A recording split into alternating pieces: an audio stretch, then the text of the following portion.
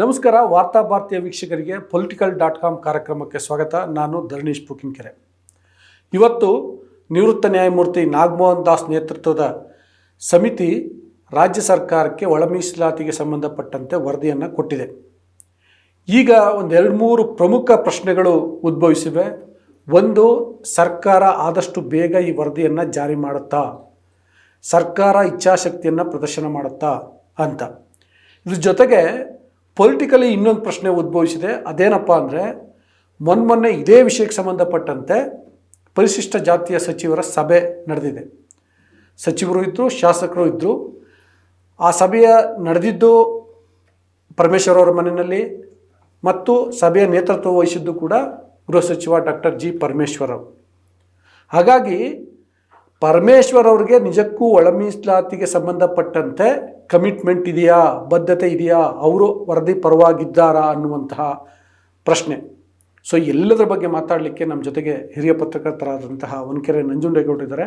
ಅವ್ರ ಜೊತೆ ಚರ್ಚೆ ಮಾಡ್ತೀನಿ. ಅದಕ್ಕೂ ಮೊದಲು ನಾನು ನಿಮಗೆ ರಿಕ್ವೆಸ್ಟ್ ಮಾಡ್ತೀನಿ, ನೀವಿನ್ನೂ ವಾರ್ತಾ ಭಾರತಿಯನ್ನು ಸಬ್ಸ್ಕ್ರೈಬ್ ಮಾಡಿಲ್ಲ ಅಂದರೆ ದಯವಿಟ್ಟು ಸಬ್ಸ್ಕ್ರೈಬ್ ಮಾಡಿ, ಹಾಗೆ ಲೈಕ್ ಮಾಡಿ, ಶೇರ್ ಮಾಡಿ ಮತ್ತು ಬೆಲ್ ಬಟನನ್ನು ಕೂಡ ಪ್ರೆಸ್ ಮಾಡಿ. ಈಗ political.com ಕಾರ್ಯಕ್ರಮವನ್ನು ಶುರು ಮಾಡ್ತೀನಿ. ಸರ್, ಕಾರ್ಯಕ್ರಮಕ್ಕೆ ಸ್ವಾಗತ. ನಮಸ್ಕಾರ ಧರ್ಮೇಶ್. ಇವತ್ತು ನಾಗಮೋಹನ್ ದಾಸ್ ಕಮಿಟಿ ಇವತ್ತು ವರದಿ ಕೊಟ್ಟಿದೆ ಒಳ ಮೀಸಲಾತಿಗೆ ಸಂಬಂಧಪಟ್ಟಂತೆ. ಈಗ ಆಲ್ರೆಡಿ ತುಂಬ ತಡ ಆಗಿದೆ. ಅದರಲ್ಲೂ ಪಕ್ಕದ ತೆಲಂಗಾಣದಲ್ಲಿ ಮೀಸಲಾತಿಯನ್ನು ಜನಗಣತಿಯನ್ನು ಮಾಡಿ ಮೀಸಲಾತಿಯನ್ನು ಜಾರಿಗೊಳಿಸಿದ್ದನ್ನು ನೋಡಿದ್ರೆ ಇದು ತುಂಬ ತಡ ಆಗಿದೆ. ಅದು ಸುಪ್ರೀಂ ಕೋರ್ಟ್ ಆದೇಶ ಬಂದ ಮೇಲೂ ಇಷ್ಟು ತಡ ಮಾಡಿದೆ. ಈಗಲಾದರೂ ಸರ್ಕಾರ ಬೇಗ ಒಳ ಮೀಸಲಾತಿಯನ್ನು ಜಾರಿ ಮಾಡುತ್ತಾ? ಅಲ್ಲ, ರಾಜ್ಯ ಸರ್ಕಾರದ ಮುಂದೆ ಒಳ ಮೀಸಲಾತಿ ಜಾರಿ ಒಂದು ಪ್ರಮುಖ ಅಜೆಂಡಾ, ಪ್ರಮುಖ ವಿಷಯ. ಯಾಕೆ ಅಂತ ಹೇಳಿದ್ರೆ 2023 ಎಲೆಕ್ಷನ್, ವಿಧಾನಸಭಾ ಎಲೆಕ್ಷನ್ ಟೈಮಲ್ಲಿ ಸಿದ್ಧಪಡಿಸಿದಂಥ ಪ್ರಣಾಳಿಕೆಯಲ್ಲಿ ಒಳ ಮೀಸಲಾತಿಯನ್ನು ಜಾರಿ ಮಾಡ್ತೀವಿ ಅನ್ನೋ ಒಂದು ಭರವಸೆಯನ್ನು ಕಾಂಗ್ರೆಸ್ ಪಕ್ಷ ಕೊಟ್ಟಿದೆ. ಈ ಹಿನ್ನೆಲೆಯಲ್ಲಿ ಒಳ ಮೀಸಲಾತಿಯನ್ನು ಜಾರಿ ಮಾಡಲೇಬೇಕು. ಯಾಕೆಂದರೆ ಇದು ಪಕ್ಷದ ಕಾರ್ಯಕ್ರಮ ಯಾವಾಗಲೂ ಸರ್ಕಾರದ ಕಾರ್ಯಕ್ರಮ ಆಗಿರುತ್ತೆ. ಪ್ರಣಾಳಿಕೆಯಲ್ಲಿ ಕೊಟ್ಟಂಥ ಭರವಸೆಗಳನ್ನ ಈಡೇರಿಸಲೇಬೇಕಾಗುತ್ತೆ. ಯಾವುದೋ ಸಣ್ಣ ಪುಟ್ಟ ಭರವಸೆಗಳನ್ನ ಈಡೇರಿಸೋಕ್ಕಾಗದೇ ಇರ್ಬೋದು, ಆದರೆ ಪ್ರಮುಖ ಭರವಸೆಗಳನ್ನ ಈಡೇರಿಸಲೇಬೇಕು. ಯಾಕೆಂದರೆ ಇಲ್ಲಾಂದ್ರೆ ನಾಳೆ ಸರ್ಕಾರ ಮಾತಿಗೆ ತಪ್ಪದಂಗಾಗುತ್ತೆ. ನಾಳೆ ವಿರೋಧ ಪಕ್ಷಗಳು ಎಲೆಕ್ಷನ್ ಬಂದ ಟೈಮಲ್ಲಿ ಇದೇ ಇಶ್ಯೂಗಳನ್ನ ಇಟ್ಕೊಂಡು ಜನರ ಮುಂದೆ ಹೋಗ್ಬೋದು. ಕಾಂಗ್ರೆಸ್ ಸರ್ಕಾರ ಕೊಟ್ಟ ಮಾತನ್ನು ನಡ್ಕೊಂಡಿಲ್ಲ ಅಂತೇಳಿ ಒಂದು ಸಮುದಾಯವನ್ನು, ಸರ್ಕಾರ ಬಂದು 2 ವರ್ಷ ಆಗಿದೆ. ಒಳ ಮೀಸಲಾತಿ ಜಾರಿ ಮಾಡ್ತೀವಿ ಅನ್ನುವಂಥ ಭರವಸೆಯನ್ನು ಕೂಡ ಕೊಟ್ಟಿತ್ತು ಕಾಂಗ್ರೆಸ್. ಜೊತೆಗೆ ಜಾತಿಗಣತಿ ಅಂದರೆ ಸಾಮಾಜಿಕ, ಶೈಕ್ಷಣಿಕ ಮತ್ತು ಆರ್ಥಿಕ ಸಮೀಕ್ಷಾ ವರದಿಯನ್ನು ಕೂಡ ಜಾರಿ ಮಾಡ್ತೀವಿ ಅಂತೇಳಿತ್ತು. ಅದು ಕೂಡ ನೆನೆಗುದಿಗೆ ಬಂದಿದೆ. ಹಾಗಾಗಿ ಈ ಪ್ರಶ್ನೆ ಅಂದರೆ ತಡ ಆಗ್ತಿರೋದ್ರಿಂದ ಸರ್ಕಾರಕ್ಕೆ ಇಚ್ಛಾಶಕ್ತಿ ಇದೆಯಾ ಅನ್ನುವಂಥ ಒಂದು ಪ್ರಶ್ನೆ ಉದ್ಭವಿಸಿದೆ. ಅಲ್ಲ, ಈಗ ಸಾಮಾಜಿಕ ಶೈಕ್ಷಣಿಕ ವರದಿಯನ್ನು ನಾವು ಇದು ಮಾಡ್ತೀವಿ, ಸಮೀಕ್ಷೆಯನ್ನು ನಡೆಸ್ತೀವಿ ಅಂತ ಸರ್ಕಾರ ಬದ್ಧವಾಗಿದೆಯಲ್ಲ. ಹಾಗಾಗಿ ಸರ್ಕಾರದ ಮುಂದೆ ಬೇರೆ ಸಮೀಕ್ಷೆ ಮಾಡಿ ವರದಿ ಸಿದ್ಧಪಡಿಸಿ ಶಿಫಾರಸು ಮಾಡಿದ್ದನ್ನೇ ಒಪ್ಕೊಂಡಿಲ್ಲ ಸರ್ಕಾರ. ಈಗ ಹೊಸದಾಗಿ ಮತ್ತೆ ಗಣತಿ ಮಾಡ್ತೀವಿ ಅಥವಾ ಸಮೀಕ್ಷೆ ಮಾಡ್ತೀವಿ ಅಂತ ಹೊರಟಿದೆ. ಡೆಡ್ಲೈನ್ ಕೊಟ್ಟಿದ್ದಾರಲ್ಲ ಧರ್ಮೇಶ್, ಡೆಡ್ಲೈನ್ ಕೊಟ್ಟಿದ್ದಾರೆ. ಸರ್ಕಾರ ಕಮಿಟ್ ಆಗಿದೆ, ಮಾತು ಕಮಿಟ್ ಆಗಿದೆ. ಎಲ್ಲವೂ ಕೂಡ ಏನು ಐವಾಷಿಂಗ್. ಯಾಕೆಂದರೆ ಡೆಡ್ಲೈನ್ ಕೊಟ್ಟಿದೆ, ಆಮೇಲೆ ವಿಸ್ತರಿಸ್ತಾರೆ ಅದನ್ನ. ಅಲ್ಲ, ಒಂದ್ಸರಿ ವಿಸ್ತರಿಸ್ಬೋದು, 2 ಸರಿ ವಿಸ್ತರಿಸ್ಬೋದು. ಒಳ ಮೀಸಲಾತಿ 3-4 ಸಲ ವಿಸ್ತರಿಸಿದ್ದಾರೆ. ಹೌದು, ನಿಜವಾಗ್ಲೂ ಒಂದು ಅವಕಾಶ ವಂಚಿತ ಸಮುದಾಯ ಇದೆಯಲ್ಲ, ಮಾದಿಗ ಸಮುದಾಯ ಅಂತ ಹೇಳ್ತೀವಿ, ಆ ಪದ ಬಳಸಬೇಕು ಅನ್ನೋ ಗೊತ್ತಿಲ್ಲ ನನಗೆ. ಮಾದಿಗ ಸಮುದಾಯ ಅಂದರೆ ಇದೆಯಲ್ಲ, ಪರಿಶಿಷ್ಟ ಜಾತಿಯಲ್ಲಿ ಆ ಸಮುದಾಯ ನಿಜವಾಗ್ಲೂ ಇವತ್ತು ತುಂಬ ಅನ್ಯಾಯಕ್ಕೆ, ತುಂಬ ಶೋಷಣೆಗೆ ಅವಕಾಶಗಳಿಂದ ಒಳಗಾಗಿದೆ, ಅವಕಾಶಗಳಿಂದ ವಂಚಿತರಾಗಿದೆ. ಹಂಗಾಗಿ ಅವ್ರಿಗೆ ಕೊಡಲೇಬೇಕು. ನೋಡಿ, ಇಲ್ಲಿ ರೈಟು ಲೆಫ್ಟು ಅನ್ನೋದನ್ನು ನೋಡಿದ್ರೆ, ರೈಟಲ್ಲೂ ಕೂಡ ವಲಯ ಸಮುದಾಯವನ್ನು ಬಿಟ್ಟರೆ ಬೇರೆ ಸಮುದಾಯಗಳಿಗೆ ಬಹಳ ಅನ್ಯಾಯ ಆಗಿದೆ. ಲೆಫ್ಟಲ್ಲೂ ಹಂಗೆ ಆಗಿದೆ. ಅಂದರೆ ಒಟ್ಟು 104 ಜಾತಿಗಳಲ್ಲಿ ಎಷ್ಟು ಜಾತಿಗಳು ಅವಕಾಶವನ್ನು ಪಡ್ಕೊಂಡಿದ್ದಾವೆ ರಾಜಕೀಯವಾಗಿ ಅಥವಾ ಸರ್ಕಾರಿ ಉದ್ಯೋಗಗಳಲ್ಲಿ? ಎಷ್ಟು ಉದ್ಯೋಗ? ಅಲ್ಲ, ಈಗ ನಿಮ್ಗೆ ಎಲ್ಲ ವಿಚಾರಗಳದ್ದು ಹೆಂಗೆ ಆಗುತ್ತೆ ಏನು ಅಂದರೆ, ಯಾರು ವಾಯ್ಸ್ ಇದೆಯೋ ಅವರು ಎಲ್ಲವನ್ನು ಕಿತ್ಕೊಳ್ತಾ ಇರ್ತಾರೆ. ವಾಯ್ಸ್ ಯಾರಿಗಿಲ್ಲ ಅವ್ರಿಗೆಲ್ಲ ಅವಕಾಶಗಳು ಸಿಗೋದೇ ಇಲ್ಲ. ಈ ಉದಾಹರಣೆಗೆ ನೀವು OBC ಕಮ್ಯುನಿಟಿಗಳು, OBCನಲ್ಲಿ ಎಷ್ಟೋ ಜಾತಿಗಳು ನಮ್ಮ ಕಣ್ಣು ಕಾಣಿಸ್ತಾ ಇರೋಂಥ ಮೈಕ್ರೋಸ್ಕೋಪಿಕ್ ಜಾತಿಗಳು ಎಷ್ಟೋ ಅವಕಾಶ ವಂಚಿತವಾಗಿವೆ. ಹಾಗೆಯೇ ಇದರಲ್ಲಿ ಪರಿಶಿಷ್ಟ ಜಾತಿಲೂ ಅಷ್ಟೇ ಅವಕಾಶಗಳಿಂದ ವಂಚಿತರಾಗುವ ಜಾತಿಗಳನ್ನ ಗುರುತಿಸೋದು ಸರ್ಕಾರದ ಹೊಣೆ. ನೋಡಿ, ಒಂದು ತಾಯಿಗೆ 4 ಜನ ಮಕ್ಕಳಿರ್ತಾರೆ ಅಂದರೆ ಆ ತಾಯಿ ಎಲ್ಲವನ್ನು ಸಮಾನವಾಗಿ ಟ್ರೀಟ್ ಮಾಡ್ತಾಳೆ. ಕೆಲವೊಂದು ಒಂಥರ ಟ್ರೀಟ್ ಮಾಡೋದು, ಇನ್ನೊಬ್ರು ಒಂಥರ ಟ್ರೀಟ್ ಮಾಡೋದು ಇರಲ್ಲ. ಅದಕ್ಕೆ ಈ ಸರ್ಕಾರನೂ ಕೂಡ ತಾಯಿ ಸ್ಥಾನದಲ್ಲಿ ಕೂತು ಇವೆಲ್ಲ ಯೋಚನೆ ಮಾಡಬೇಕು. ಯಾರ್ಯಾರು ವಂಚಿತ ಸಮುದಾಯಗಳಿವೆ, ಶೋಷಿತ ಸಮುದಾಯ ಇದೆ, ಸಮಾಜ ಇದೆ, ಅವ್ರಿಗೆ ನಿಜವಾಗ್ಲೂ ನ್ಯಾಯ ಒದಗಿಸುವಂಥ ಒಂದು ಕೆಲಸವನ್ನು ಸರ್ಕಾರ ಮಾಡಬೇಕು. ಆ ಬದ್ಧತೆಯನ್ನು ಪ್ರದರ್ಶನ ಮಾಡಬೇಕು. ಅದೇ ಮಾಡುತ್ತಾ ಸರ್ಕಾರ ಅನ್ನೋದೇ ನನ್ನ ಪ್ರಶ್ನೆ. ನನಗೇನೋ ಮಾಡುತ್ತೆ ಅನಿಸುತ್ತೆ. ಯಾಕೆಂದರೆ ಇದು ಪ್ರಣಾಳಿಕೆಯಲ್ಲಿ ಸೇರಿರೋದ್ರಿಂದ ಸರ್ಕಾರ ಮಾತಿನಿಂದ ತಪ್ಪಿಸ್ಕೊಳ್ಳೋಕೆ ಸಾಧ್ಯ ಇಲ್ಲ. ಪದೇ ನಾವು ಒಳ ಮೀಸಲಾತಿಯನ್ನು ಜಾರಿ ಮಾಡ್ತೀವಿ ಅಂತ ಹೇಳ್ತಾನೆ ಇದ್ದಾರೆ. ಮೊನ್ನೆ ಪರಮೇಶ್ವರ್ ಮನೆಯಲ್ಲಿ ಮೀಟಿಂಗ್ ನಡೆದಿರೋದು ಕೂಡ ಇದೇ ಸಂಬಂಧವಾಗಿ. ಏನಾಗಿದೆ, ಯಾಕೆ ಹಾಗೇ ಆಗತ್ತೆ ಅನ್ನುವಂಥ ನಿರೀಕ್ಷೆ ಉಟ್ಕೊಂಡಿದೆ ಜನಕ್ಕೆ ಅಂತಂದರೆ, ಒಂದು ಸುಪ್ರೀಂ ಕೋರ್ಟ್ ಹೇಳಿದೆ ಒಳ ಮೀಸಲಾತಿಯನ್ನು ಜಾರಿ ಮಾಡಬೇಕು ಅಂತ. ಎರಡನೇದು ಕಾಂಗ್ರೆಸ್ ಪಕ್ಷ ನಾವು ಜಾರಿ ಮಾಡ್ತೀವಿ ಅಂತ ಪ್ರಣಾಳಿಕೆಯಲ್ಲೇ ಘೋಷಣೆ ಮಾಡಿದೆ. ಮೂರನೇದು ಮುಖ್ಯಮಂತ್ರಿ ಸಿದ್ದರಾಮಯ್ಯ ನಾವು ಮಾಡ್ತೀವಿ ಅಂತ ಹೇಳಿದ್ದಾರೆ. ನಾಲ್ಕನೇದು ಆ ಸಮುದಾಯಗಳು, ಯಾವ್ದಾರ ನೊಂದ ಸಮುದಾಯಗಳು ಮಾಡಲೇಬೇಕು ಅಂತ ಹಠ ಹಿಡಿದು ಕೂತಿದ್ದಾವೆ. ಹಾಗಾಗಿ ಈಗ ವರದಿ ಜಾರಿ ಆಗ್ಬೋದು ಅನ್ನುವಂಥ ಒಂದು ನಿರೀಕ್ಷೆ ಉಟ್ಕೊಂಡಿದೆ.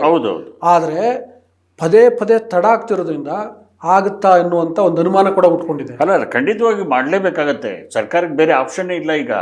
ಈಗ ಅವ್ರು ಕಮಿಟ್ ಆಗಿರೋದ್ರಿಂದ ಮಾಡಲೇಬೇಕಾಗತ್ತೆ. ಯಾಕೆಂದರೆ ಒಂದು ಯಾವಾಗಲೂ ಕೂಡ ಎಲ್ಲ ಸಮಾಜವನ್ನು ಸಮಾನವಾಗಿ ಕಾಣಬೇಕಾಗಿದ್ದು ಸರ್ಕಾರದ ಧರ್ಮ ಮತ್ತು ಕರ್ತವ್ಯ ಕೂಡ.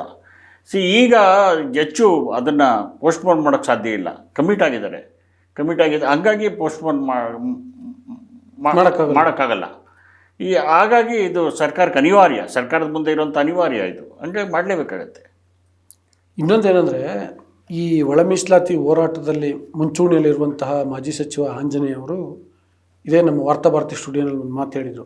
ಆಗ ಯುಗಾದಿ ಹಬ್ಬದ ಸಂದರ್ಭದಲ್ಲಿ ನಾನು ಅವ್ರನ್ನ ಇಂಟರ್ವ್ಯೂ ಮಾಡಿದಾಗ, ನಾವೀಗ ಯುಗಾದಿ ಹಬ್ಬ ಮಾಡಲ್ಲ, ಒಳ ಮೀಸಲಾತಿ ಜಾರಿ ಆದಾಗಲೇ ನಾವು ಯುಗಾದಿ ಹಬ್ಬ ಮಾಡ್ತೀವಿ ಅಂತ ಹೇಳಿದರು. ಅಂದರೆ ನಮ್ಮ ಪಾಲಿಗೆ ಅದೇ ಹಬ್ಬ, ಅದೇ ಒಂಥರ ಎರಡನೇ ಸ್ವತಂತ್ರ ಸಂಗ್ರಾಮ ಅನ್ನೋ ರೀತಿ ಹೇಳಿದರು. ನಮಗೆ ಸ್ವತಂತ್ರ ಸಿಕ್ತಂಗೆ, ಅವಕಾಶ ಸಿಕ್ತಂಗೆ, ಮೀಸಲಾತಿ ಸಿಕ್ತಂಗೆ ಅನ್ನೋ ರೀತಿ ಮಾತನಾಡಿದರು. ಸೊ ಅಂದರೆ ಆ ಜನ, ನಾನು ಯಾಕೆ ಆ ಮಾತುಗಳನ್ನ ನಾನು ಉಲ್ಲೇಖಿಸಿದೆ ಅಂತಂದರೆ, ಆ ಜನರ ನಿರೀಕ್ಷೆ ಎಂಥದ್ದು ಅನ್ನೋ ಕಾರಣಕ್ಕೋಸ್ಕರ ಎಲ್ಲ ಖಂಡಿತವಾಗಿ. ಬಟ್ ಸರ್ಕಾರ ಇಷ್ಟು ತಡ ಮಾಡ್ತಿದೆಯಲ್ಲ, ಅದರಿಂದಾಗಿ ಜನಕ್ಕೆ ಅಟ್ ದ ಸೇಮ್ ಟೈಮ್ ಅಂದರೆ ನಿರೀಕ್ಷೆನೂ ಇದೆ, ಅನುಮಾನವೂ ಇದೆ. ಅಲ್ಲ, ಈಗಾಗಲೇ ಆಗ್ಬಿಡ್ಬೇಕಾಗಿತ್ತು. ಇದು ತುಂಬ ತಡ ಆಗಿದೆ. ನೀವು ಹೇಳ್ದಂಗೆ ತುಂಬ ತಡ ಆಗಿದೆ. ಎಷ್ಟು ದಿವಸ ಒಂದು ಸಮುದಾಯವನ್ನು ನೀವು ಅವಕಾಶದಿಂದ ದೂರ ಇಡೋಕ್ಕೆ ಎಷ್ಟು ದಿವಸ ಸಾಧ್ಯ? ಒಂದು ಸಮುದಾಯ ಹಸ್ತಿದೆ ಅಂದರೆ ಅವ್ರಿಗೆ ಊಟ ಕೊಡದೇ ಇರೋಕ್ಕೆ ಎಷ್ಟು ದಿವಸ ಸಾಧ್ಯ? ಕೊಡಲೇಬೇಕಲ್ಲ. ಈಗಾಗಲೇ ತಡ ಆಗಿದೆ. ಈಗ ಇನ್ನಾದರೂ ಸರ್ಕಾರ ಮಾಡೇ ಮಾಡುತ್ತೆ ಅಂತ ನನ್ನ ನಂಬಿಕೆ. ಮಾಡದೇ ಇದ್ದರೆ ಆ ಸಮುದಾಯದ ವಿರೋಧ ಎದುರಿಸಬೇಕಾಗತ್ತೆ. ಆ ಸಮುದಾಯಗಳು ಬೀದಿಗಿಳಿದ್ರೆ ಏನು ಕತೆ? ನಾಳೆ ಒಳ ಮೀಸಲಾತಿ ಯಾರಿಗೆ ಸಫಾಯಿ ಕರ್ಮಚಾರಿಗಳು ಬರ್ತಾರೆ ಒಳ ಮೀಸಲಾತಿಯಲ್ಲಿ, ಆಮೇಲೆ ಬೇರೆ ಸಮುದಾಯಗಳು ಬರ್ತಾರೆ. ನಾಳೆ ಅವ್ರು ಬೀದಿಗಿಳಿದು ಪ್ರತಿಭಟನೆ ಮಾಡಿದ್ರೆ ಸರ್ಕಾರಕ್ಕೆ ಗೌರವ ಇರುತ್ತಾ? ಖಂಡಿತವಾಗಿ ಗೌರವ ಇರಲ್ಲ. ಹಾಗಾಗಿ ಸರ್ಕಾರ ಆದ್ಯತೆ ಮೇಲೆ ಟಾಪ್ ಮೋಸ್ಟ್ ಪ್ರಿಯಾರಿಟಿ ಅಂತ ಹೇಳಿ ಇದನ್ನು ಜಾರಿಗೆ ತರಬೇಕು. ನೋಡಿ, ನಾನು 2-3 ಸಲ ಅನುಮಾನ ಬಂದಿದೆ ಜನಕ್ಕೆ, ಆ ಥರದ ಡೌಟ್ ಇದೆ ಅಂತ ಹೇಳಿದಲ್ಲ. ಯಾಕಿದೆ ಅಂತ ಹೇಳ್ತೀನಿ ನೋಡಿ. ಇದಕ್ಕೆ ಅಂದರೆ ಇದು ಲೆಫ್ಟ್ ಟು ರೈಟ್ ನಡುವಿನ ಜಗಳ ಅಥವಾ ಸಂಘರ್ಷ ಅಲ್ವಾ? ಇಲ್ಲಿ ಈ ಪರಿಶಿಷ್ಟ ಜಾತಿಯ ಎಡಗೈ ಪಂಗಡದವರು ಇದು ಒಳ ಮೀಸಲಾತಿ ಜಾರಿ ಆಗಲೇಬೇಕು ಅಂತ ಹೇಳ್ತಿದ್ದಾರೆ. ಪರಿಶಿಷ್ಟ ಜಾತಿಯ ಬಲಗೈ ಪಂಗಡದವರು ಕಂಪೇರಿಟಿವ್ಲಿ ಈಗ ಅಷ್ಟು ವಿರೋಧ ಮಾಡ್ತಿಲ್ಲ ಅಥವಾ ಬಹಿರಂಗವಾಗಿ ಮಾಡ್ತಿಲ್ಲ. ಮೊದಲಂತೂ ಅದಕ್ಕೆ ವಿರೋಧವನ್ನು ಮಾಡ್ತಿದ್ರು. ಈಗ ಅವರು ಒಪ್ಕೊಂಡಿದ್ದಾರೆ, ಯಾಕೆಂದರೆ ಸುಪ್ರೀಂ ಕೋರ್ಟ್ ನಿರ್ದೇಶನ ಕೂಡ ಇರೋದ್ರಿಂದ. ಆದರೆ ಬಲಗೈ ಜಾತಿಯ ಕೆಲವು ನಾಯಕರುಗಳು ಈಗಲೂ ಕೂಡ ವಿರೋಧ ಮಾಡ್ತಿದ್ದಾರೆ. ಅದೇ ನೀವು ಹೇಳ್ತಾ, ಅದರಿಂದಾಗಿ ಆ ಅನುಮಾನ ಅಂತ ನಾನು ಹೇಳ್ತೀನಿ. ಅಲ್ಲ, ಕರೆಕ್ಟ್, ನೀವು ಹೇಳ್ತಾ ಇರೋದು ಕರೆಕ್ಟು. ನಾನು ಕೂಡ 2016-17ರಲ್ಲಿ ಬೆಳಗಾವಿ ಅಧಿವೇಶನವನ್ನು ಸತತವಾಗಿ 2 ವರ್ಷ ಕವರ್ ಮಾಡಿದೆ. ಬೆಳಗಾವಿ ಇದರಲ್ಲಿ ಅಲ್ಲಿ ಒಳ ಮೀಸಲಾತಿ ಸಂಬಂಧ ಚರ್ಚೆಗಳು ತೀವ್ರ ಸ್ವರೂಪದಲ್ಲಿ ನಡೀತಿತ್ತು. ಸದನದ ಒಳಗಲ್ಲ, ಹೊರಗಡೆ ಪ್ರತಿಭಟನೆ ಎಲ್ಲ ನಡೀತಾ ಇತ್ತು. ಆಗ ಒಂದು ಗುಂಪು, ಬಲಗೈನ ಒಂದು ಗುಂಪು, ಸಚಿವರು ಮತ್ತು ಶಾಸಕರನ್ನ ಒಳಗೊಂಡಂಥ ಒಂದು ಗುಂಪು ಮುಖ್ಯಮಂತ್ರಿ ಸಿದ್ದರಾಮಯ್ಯನವ್ರನ್ನ ಭೇಟಿ ಮಾಡಿ ಈ ವರದಿಯನ್ನು ಜಾರಿಗೆ ಆಗ ಸದಾಶಿವ ಆಯೋಗದ ವರದಿ ಇತ್ತು. ಸದಾಶಿವ ಆಯೋಗದ ವರದಿಯನ್ನು ಜಾರಿಗೆ ಕೊಡಬಾರದು ಅಂತ ಒತ್ತಾಯ ಮಾಡಿದ್ರು. ಒಳ ಮೀಸಲಾತಿಯನ್ನು ಜಾರಿಗೆ ತರಬಾರದು ಅಂತ ಒತ್ತಾಯ ಮಾಡಿದ್ರು. ಅದರ ಬೆನ್ನಲ್ಲೇ ಅವರು ಹೋದ ನಂತರ ಇನ್ನೊಂದು ಗುಂಪು ಒಳ ಮೀಸಲಾತಿ ಜಾರಿಗೆ ಕೊಡಬೇಕು ಅಂತೇಳಿ ಮುಖ್ಯಮಂತ್ರಿ ಸಿದ್ದರಾಮಯ್ಯನವ್ರನ್ನ ಭೇಟಿ ಮಾಡಿ ಒತ್ತಾಯ ಮಾಡೋದು. ಅದು ನಾನು ಕಣ್ಣಾರೆ ನೋಡಿದ್ದೀನಿ. ಖಂಡಿತವಾಗಿಯೂ ಇದಕ್ಕೆ ಪರಿಶಿಷ್ಟರಲ್ಲಿ ಸ್ವಲ್ಪ ಪ್ರಬಲರು ಯಾರಿದ್ದಾರೆ ಅಲ್ಲ, ಇದನ್ನ ಈ ಸುಲಭವಾಗಿ ಒಪ್ತಾರೆ ಅಂತ ನಾನು ನಿಮ್ಗೆ ಅದನ್ನೇ ಹೇಳ್ಕೊಟ್ಟಿದ್ದೆ. ಆಗ ನೀವು ನೋಡಿದ್ರಲ್ಲ, ಒಳ ಮೀಸಲಾತಿ ಜಾರಿ ಬೇಡ ಅನ್ನುವವರ ಒತ್ತಡ ಜಾಸ್ತಿ ಇತ್ತಾ, ಒಳ ಮೀಸಲಾತಿ ಜಾರಿ ಆಗಬೇಕು ಅನ್ನುವಂಥವರ ಪ್ರಭಾವ ಒತ್ತಡ ಜಾಸ್ತಿ ಇತ್ತಾ? ಅಲ್ಲ, ಅದನ್ನು ನೀವು ಆ ಥರದಲ್ಲಿ ಹೇಳೋಕ್ಕಾಗಲ್ಲ. ಇವ್ರದ್ದು ಒತ್ತಡ ಜಾಸ್ತಿ ಇತ್ತು, ಇವ್ರ ಒತ್ತಡ ಕಡಿಮೆ ಇತ್ತು. ಒಟ್ಟಾರೆ ಒಂದು ಸಾಮಾಜಿಕ ವ್ಯವಸ್ಥೆಯಲ್ಲಿ ನೀವು ನೋಡಿದಾಗ ಪ್ರಬಲರು ಯಾರು? ಮೀಸಲಾತಿ ಪರಿಶಿಷ್ಟ ಜಾತಿಯಲ್ಲಿ ಮೀಸಲಾತಿ ಪಡಿತಾ ಇರೋರಲ್ಲಿ ಪ್ರಬಲರು ಯಾರು? ಯಾವ ಪ್ರಬಲ ಜಾತಿಗಳಿವೆ? ಬಲಗೈನವರು ಯಾವುದಾದ್ರು ಜಾತಿಗಳಿದೆ. ಅದರಲ್ಲಿ ನೀವು ಹೇಳ್ದಂಗೆ ಕೆಲವು ಜಾತಿಗಳು ದುರ್ಬಲವಾಗಿರ್ಬೋದು. ಪ್ರಬಲ ಜಾತಿಗಳು ವಿರೋಧ ವ್ಯಕ್ತ ಮಾಡ್ತಿದ್ದು. ಇನ್ನೊಂದು ಅವಕಾಶ ವಂಚಿತ ಸಮುದಾಯ, ಮೀಸಲಾತಿಗಾಗಿ ಫೈಟ್ ಮಾಡ್ತಿರೋಂಥ ಸಮುದಾಯ ಮೀಸಲಾತಿ ಬೇಕು ಅಂತ ಒತ್ತಾಯ ಮಾಡ್ತೀವಿ. ಯಾವಾಗಲೂ ಏನಾಗಿರುತ್ತೆ, ಪ್ರಬಲರ ಧ್ವನಿ ಜೋರಾಗಿ ಕಾಣಿಸ್ತಿರ್ತದೆ. ಯಾವುದೇ ಒಂದು ವ್ಯವಸ್ಥೆಯಲ್ಲಿ ನೀವು ಪ್ರಬಲರು ಯಾರು ಇರ್ತಾರೋ ಅವ್ರ ಧ್ವನಿ ಜೋರಾಗಿರುತ್ತೆ. ಪಾಪ ಅಸಹಾಯಕರು ಮತ್ತು ದುರ್ಬಲರು ಯಾರಿರ್ತಾರೆ ಅವ್ರ ಧ್ವನಿ ಕ್ಷೀಣವಾಗಿ ಕೇಳಿಸ್ತಿರ್ತದೆ. ಆ ಹಿನ್ನೆಲೆಯಲ್ಲಿ ಇದನ್ನು ನೋಡಬೇಕು ನಾವು. ಈ ಪ್ರಬಲ ಸಮುದಾಯವನ್ನು ಈಗಲೂ ನನಗೆ ನೀವು ಹೇಳ್ದಂಗೆ ಎಲ್ಲರೂ ಒಮ್ಮನಸ್ಸಿನಿಂದ ಒಮ್ಮತದಿಂದ ಒಪ್ತಾರೆ ಅಂತ ಅನಿಸಲ್ಲ. ಆದರೆ ಪ್ರಣಾಳಿಕೆಯಲ್ಲಿ ಭರವಸೆಯನ್ನು ಕೊಟ್ಟಿರೋದ್ರಿಂದ, ಪ್ರಣಾಳಿಕೆಯಲ್ಲಿ ಆಶ್ವಾಸನೆ ಕೊಟ್ಟಿರೋದ್ರಿಂದ ಕಾಂಗ್ರೆಸ್ ಸರ್ಕಾರಕ್ಕೆ, ಸಿದ್ದರಾಮಯ್ಯ ನೇತೃತ್ವದ ಸರ್ಕಾರಕ್ಕೆ ಇದನ್ನು ಒಪ್ಪದೆ ಬೇರೆ ದಾರಿ ಇಲ್ಲ. ನನಗೆ ಕಾಂಗ್ರೆಸ್ ಬಗ್ಗೆ, ಈ ಸರ್ಕಾರದ ಬಗ್ಗೆ ವಿಶ್ವಾಸ ಇಲ್ಲ. ಆದರೆ ಸುಪ್ರೀಂ ಕೋರ್ಟು ಒಳ ಮೀಸಲಾತಿಯನ್ನು ಜಾರಿ ಮಾಡಲೇಬೇಕು ಅಂತ ಹೇಳಿದೆ. ಹಾಗಾಗಿ ಸುಪ್ರೀಂ ಕೋರ್ಟ್ನ ನಿರ್ದೇಶನ ಏನಿದೆಯಲ್ಲ, ಅದಕ್ಕೆ ಬದ್ಧರಾಗಿ ಅದನ್ನು ಪಾಲಿಸಲೇಬೇಕು ಅನ್ನೋ ಕಾರಣಕ್ಕೋಸ್ಕರ ಇವರೇನೋ ಮಾಡ್ಬೋದು. ಬಿಟ್ಟರೆ ಇವರೇನೋ ನಮ್ಮ ಪಕ್ಷದ ಪ್ರಣಾಳಿಕೆ ಹೇಳ್ಬಿಟ್ಟಿದ್ದೀವಿ ಅನ್ನೋ ಕಾರಣಕ್ಕೋಸ್ಕರ ಮಾಡಿಬಿಡ್ತಾರೆ ಅನ್ನುವಂಥ ವಿಶ್ವಾಸ ಇಲ್ಲ. ನೋಡಿ, ಈಗ ರಾಹುಲ್ ಗಾಂಧಿ ಒಂದು ದಾಳ ಉಳಿಸಿದ್ದಾರೆ ಕೇಂದ್ರ ಮಟ್ಟದಲ್ಲಿ. ಮೊನ್ನೆ ಕೂಡ ನೀವು ನೋಡಿದ್ರಿ, OBC ಬಗ್ಗೆ, OBC ರಾಜಕಾರಣದ ಬಗ್ಗೆ, OBC ಮೀಸಲಾತಿಗಳ ಬಗ್ಗೆ, OBCಗೆ ಅವಕಾಶಗಳನ್ನು ಕೊಡೋದ್ರ ಬಗ್ಗೆ ಮಾತಾಡ್ತಿದ್ದಾರೆ. ಅಂಥ ಸಂದರ್ಭದಲ್ಲಿ ನೀವು ಒಳ ಮೀಸಲಾತಿ ಬಗ್ಗೆ ಮಾತಾಡದೇ ಇದ್ದರೆ ಜನ ಒಪ್ಪಲ್ಲ. ಇದನ್ನು ಹೆಂಗೆ ಒಪ್ತಾರೆ ಜನ ಹೇಳಿ? ಅಲ್ಲಿ OBC ಬಗ್ಗೆ ಮಾತಾಡ್ತೀರಿ, ಇಲ್ಲಿ ಒಳ ಮೀಸಲಾತಿ ನೀವು ಕೊಡೋದ ಅಂದರೆ ಅದು ಎಂಥ ತಾರತಮ್ಯ ಆಗುತ್ತಲ್ಲ. ಹಾಗಾಗಿ ಒಪ್ಪಲೇಬೇಕು. ಅನಿವಾರ್ಯ ಇಕ್ಕಟ್ಟಿನಲ್ಲಿ, ಅನಿವಾರ್ಯ ಪರಿಸ್ಥಿತಿಯಲ್ಲಿ ಕಾಂಗ್ರೆಸ್ ಸರ್ಕಾರ ಇದೆ. ಇದು ಒಪ್ಪಲೇಬೇಕಾಗತ್ತೆ. ಯಾಕೆಂದರೆ ನೀವು OBC ಜಾತಿಗಳು ನೋಡಿದ್ರೆ, ಈ ಒಳ ಮೀಸಲಾತಿ ಪರವಾಗಿರುವಂಥ ಜಾತಿಗಳಿವೆಯಲ್ಲ, ಅವು ಭಾಳ ಇನ್ನೂ ಸಂಕಷ್ಟದಲ್ಲಿವೆ. ಇನ್ನೂ ಸೋಷಿಯಲ್ ಸ್ಟ್ಯಾಟದಲ್ಲಿ, ಸಾಮಾಜಿಕ ಶ್ರೇಣೀಕೃತ ವ್ಯವಸ್ಥೆಯಲ್ಲಿ ಅತ್ಯಂತ ಕೆಳ ಹಂತದಲ್ಲಿವೆ. ಹೌದು. ಹಂಗಾಗಿ ನೀವು ಅದನ್ನು ಮಾಡೋ ಸಂದರ್ಭದಲ್ಲಿ ಇದನ್ನು ಮಾಡಲೇಬೇಕಾಗತ್ತೆ. ದಾರಿನೇ ಇಲ್ಲ ಬೇರೆ. ಅನುಮಾನ ಪಡಲೇಬೇಡಿ ನೀವು. ಕಾಂಗ್ರೆಸ್ ಪ್ರಣಾಳಿಕೆಯನ್ನು ಇವರು ಜಾರಿ ಕೊಡಲೇಬೇಕು. ಯಾವ ಕಾರಣಕ್ಕೂ ತಳ್ಳಕ್ಕಾಗಲ್ಲ ಇದನ್ನು. ನಮ್ಮ ರಾಜಕಾರಣಿಗಳು ಎಷ್ಟು ಬುದ್ಧಿವಂತರಿದ್ದಾರೆ ಅಂದರೆ, ಕೋರ್ಟು, ಸರ್ಕಾರ ಚಾಪೆ ಕೆಳಗೆ ನುಸುಳಿದ್ರೆ ನಮ್ಮ ರಾಜಕಾರಣಿಗಳು ರಂಗೋಲಿ ಅಂದರೆ ಇಂಥ ಪ್ರಕರಣ ಬಂದಾಗ ಏನು ಮಾಡ್ತಾರೆ ಗೊತ್ತಾ? ಅವರೇನು ನೇರವಾಗಿ ಕೋರ್ಟ್ಗೇನು ಅವರು ಅಪೀಲ ಮಾಡಲ್ಲ. ಯಾರೋ ಬೆಂಬಲಿಗರ ಮೂಲಕ ಕೋರ್ಟ್ಗೆ ಹೋಗಿ ಪ್ರಕರಣನ ಕೋರ್ಟಿಗೆ ತೊಗೊಂಡೋಗ್ತಾರೆ. ಒಂದು ಸಲ ನ್ಯಾಯಾಲಯಕ್ಕೆ ಹೋದ್ರೆ ಅದು ಇನ್ನೂ ಸ್ವಲ್ಪ ತಡ ಆಗುತ್ತೆ. ವಾಸ್ತವ ತಾನೇ ಇದು? ಹೌದು. ಸೊ ಹಾಗೆ ಮಾಡುವಂಥ ಸಾಧ್ಯತೆ ಇದೆ. ನೇರವಾಗಿ ವಿರೋಧಿಸೋದು ಬೇರೆ, ಪರೋಕ್ಷವಾಗಿ ವಿರೋಧಿಸೋದು ಬೇರೆ. ಆಗ ಆ ಕಾರಣಕ್ಕೆ ಡಿಲೇ ಆಗೋ ಸಾಧ್ಯತೆಗಳಿರ್ತವೆ ನೀವು ಹೇಳ್ದಂಗೆ.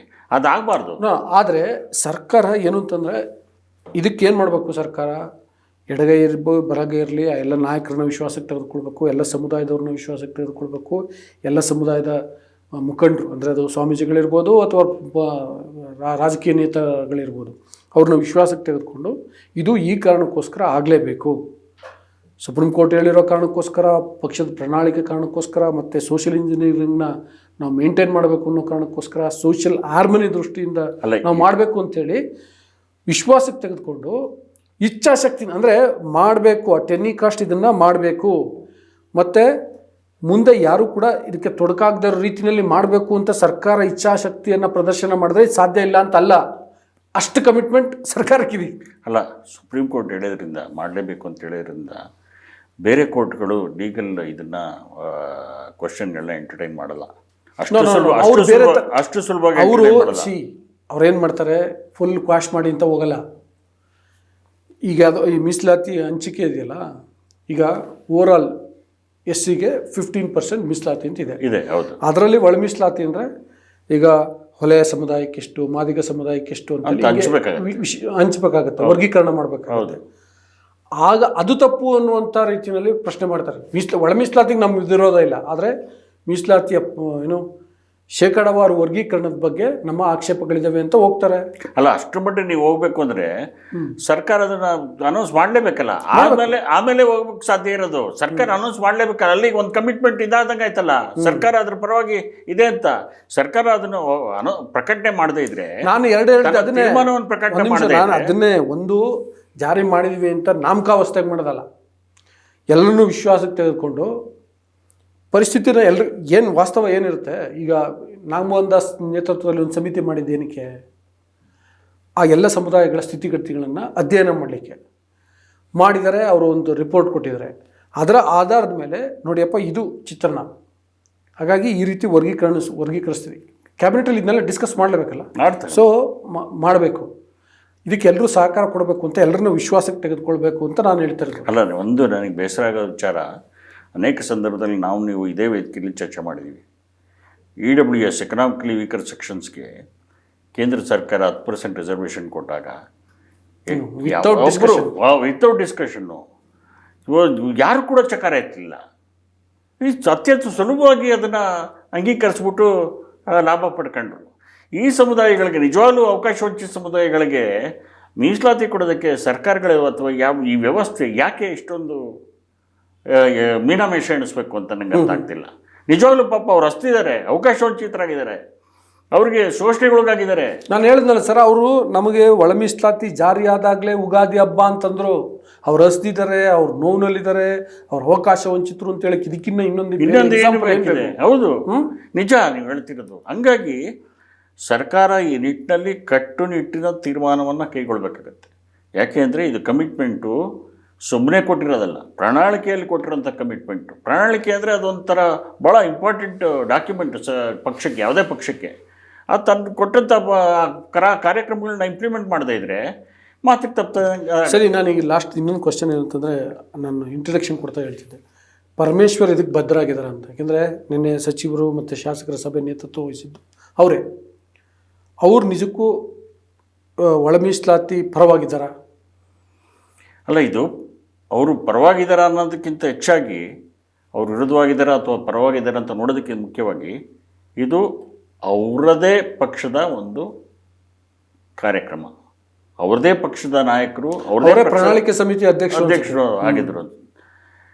ಅವ್ರದೇ ಪಕ್ಷ ಕೊಟ್ಟಿರುವಂಥ ಒಂದು ಇದು ಏನಂತೀರಿ ಅದನ್ನು ಕಾರ್ಯಕ್ರಮ, ಅವರೇ ಕೊಟ್ಟಿರೋಂಥ ಭರವಸೆ, ಅದನ್ನು ಒಪ್ಪಲೇಬೇಕಾಗತ್ತೆ.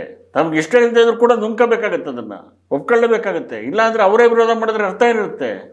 ನಾಳೆ ಯಾರೂ ನಂಬಲ್ಲ ಅವ್ರನ್ನ, ಎಲ್ಲ ಜನರ ಅಪನಂಬಿಕೆಗೆ ಗುರಿ ಆಗಬೇಕಾಗತ್ತೆ. ಅಲ್ಲ, ಈಗಲೂ ಪರಮೇಶ್ವರ್ ಬಗ್ಗೆ ಒಂದು ಆರೋಪ ಮತ್ತು ಅಸಮಾಧಾನ ಹೆಂಗಿದೆ ಅಂದರೆ, ಅವರು ಪರಿಶಿಷ್ಟ ಜಾತಿ ಪರವಾಗಿಲ್ಲ, ಪರಿಶಿಷ್ಟ ಪಂಗಡದವ್ರ ಪರವಾಗಿಲ್ಲ, ಅವರ ನೋವುಗಳಿಗೆ ದನಿ ಆಗ್ತಿಲ್ಲ.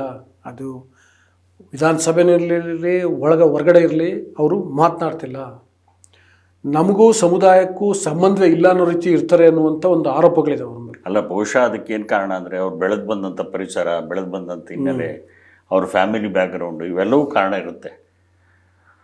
ಈ ಕಾರಣದಿಂದಾಗಿ ಈಗ ನೋಡಿ, ಆದರೆ ಒಂದು ನಿಮಿಷ, ಹೌದು, ಆದರೆ ಟಿಕೆಟ್ ತೊಗೊಳಕ್ಕೆ ಜಾತಿ ಬೇಕು, ಸಚಿವ ಆಗಕ್ಕೆ ಜಾತಿ ಬೇಕು, ಮುಖ್ಯಮಂತ್ರಿ ಸ್ಥಾನಕ್ಕೆ ಕ್ಲೇಮ್ ಮಾಡೋಕ್ಕೆ ಜಾತಿ ಬೇಕು.